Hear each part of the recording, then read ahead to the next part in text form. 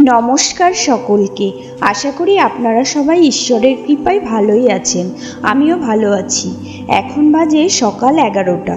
তো আমি সকালের টিফিন সেরে দুপুরের রান্না করার জন্য রান্নাঘরের দিকে যাচ্ছি।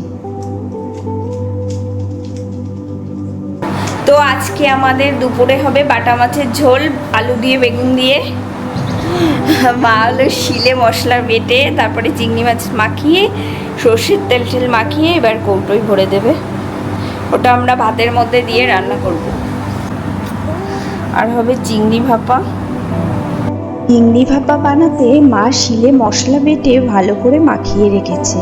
সেটি একটা স্টিলের কৌটোয় ভরে মুখ বন্ধ করে নিয়েছি। তো মুখ আটকে দিয়েছি, এবার ভাতের মধ্যে দিয়ে দেবো। তো এবার ভাতের মধ্যে দিয়ে দিলাম, ভাতও হয়ে যাবে, সাথে চিংড়ি ভাপাও রেডি হয়ে যাবে। আর এইভাবে চিংড়ি ভাপা আমাদের বাড়ির সবার কাছে বেশি ভালো লাগে। আপনারা কিভাবে চিংড়ি ভাপা বানান কমেন্টে জানাবেন। এদিকে নুন হলুদ মাখানো বাটা মাছ ভাজতে বসালাম। অন্যদিকে মা আর আমি বেগুন ও আলু কেটে নিচ্ছি, তাই দিয়ে বাটা মাছের পাতলা ঝোল হবে। এর মধ্যে আমাদের গাছের বেগুনও ছিল।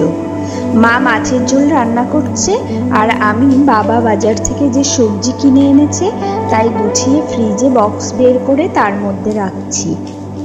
এক এক ধরনের সবজি এক একটা আলাদা প্লাস্টিকে গুছিয়ে রাখছি। এদিকে বাটা মাছের ঝোল রেডি। তো একটা থালায় ঢেলে দিলাম। তারপর একটু ব্যালকনিতে এসে দাঁড়ালাম। দেখুন, ব্যালকনিতে নানা ধরনের ইনডোর প্লান্ট লাগিয়েছে বাবা। এদিকে রোবোভ্যান বসিয়ে দিয়েছিলাম ঘরের মেঝে পরিষ্কার করার জন্য।